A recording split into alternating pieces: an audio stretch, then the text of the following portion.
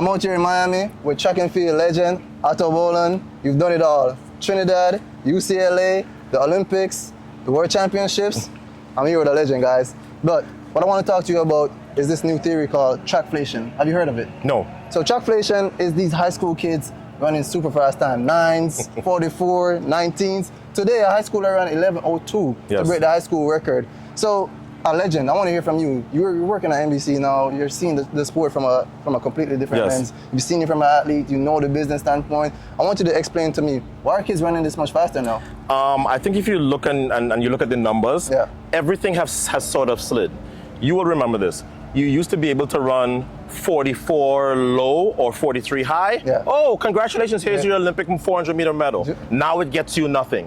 When the shoes changed, everybody started to run faster in every event. So yes, you shouldn't be surprised if, the bottom end of that is high school and youth. They are running times we literally have never seen before. Yeah, the super shoes. We gotta talk about that. Not only that, there's better medicine happening. But we know more every year. Yeah, but do you think high schoolers are training harder than they used to, harder than they should? What's your take on that? Well, we can have the debate on if high schoolers are training harder than they should. That certainly is up for debate.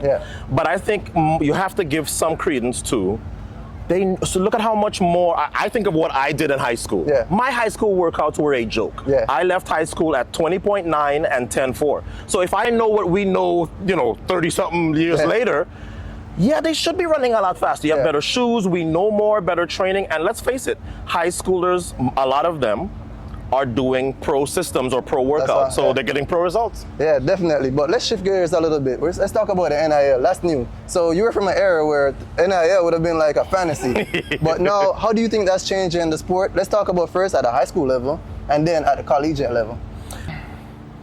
I am biased with the whole NIL thing. Ed O'Bannon, who went to UCLA with me, was the guy who saw himself on an EA game and said, hey, wait a minute, they're making money on me, I'm not making any money. He started the ball rolling to where we got to NIL now. I think the pendulum has swung a little too far now when you have college teams basically being worth in basketball $10 million in NIL money. I think, okay. But I also think that for years it was the pendulum was in the other direction. Too much. With the coaches and everybody else making money except the performers, and nobody had anything to say. Back then it was fine. So I'm like, look, this thing is going to correct itself. It has to at some point. But it's a little concerning these days. Definitely. I think the money is definitely changing it. But for collegiate system now I can go to college, right?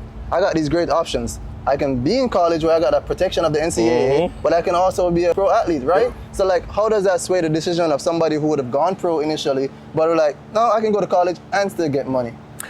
I think it's a question of, are there more people who went pro and shouldn't have, or more people who stayed and shouldn't have? I think there's more people who went pro and shouldn't have. So to me, this probably helps it, because we are literally seeing people now who, Shador Sanders would have made more at Colorado than he will playing, as a 5th round pick for the Browns. So I think it creates some new decisions, but I think in the long run, it probably helps the athlete.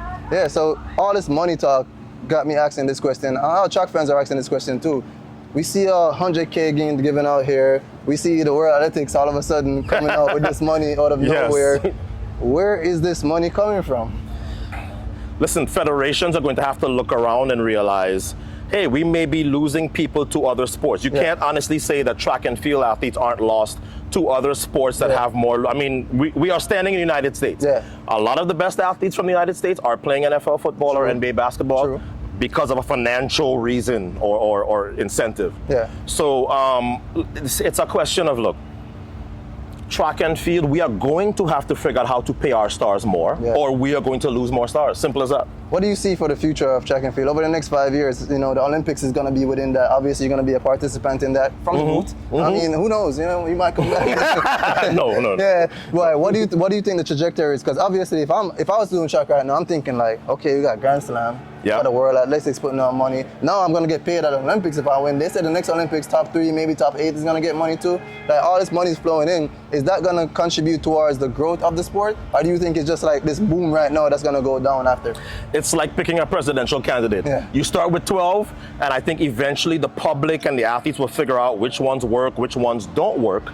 But I think ultimately, that's to the benefit of the sport. I think we're going to see more changes in our sport than we've ever seen. Just think about what you've seen in the last 5-6 years. Yeah. You have a mixed relay now, that's new. Yeah. 300-meter hurdles now is an official event, that's new. And then you have the mixed 4x4, which is relatively new.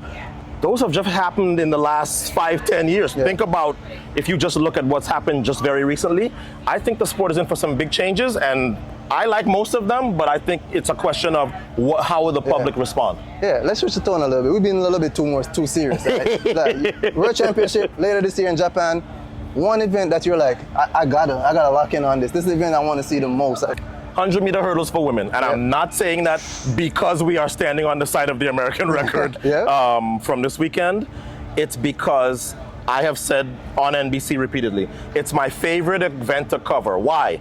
Because every year somebody new shows up and upsets all the favorites. Yeah. Whether it's the world record holder 3 years ago in Eugene, now you see that Tia Jones is like, oh, no. I had something to say last year. I didn't get to say it. I'm going to say it this year. So women's 100-meter hurdles still remains my favorite event to cover. And I think this year, it looks like, I thought it was going to break the world record last year. It didn't happen.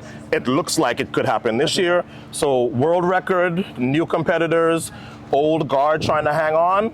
That's my event to watch in Tokyo. And my last question for you. People usually ask this question in reverse. Yeah. Who would you race from the past? I'm asking you now, who would you race from the present? Like, what athlete currently running that you wish was in your time, or you wish you were in their time, where you guys would have gone head to head?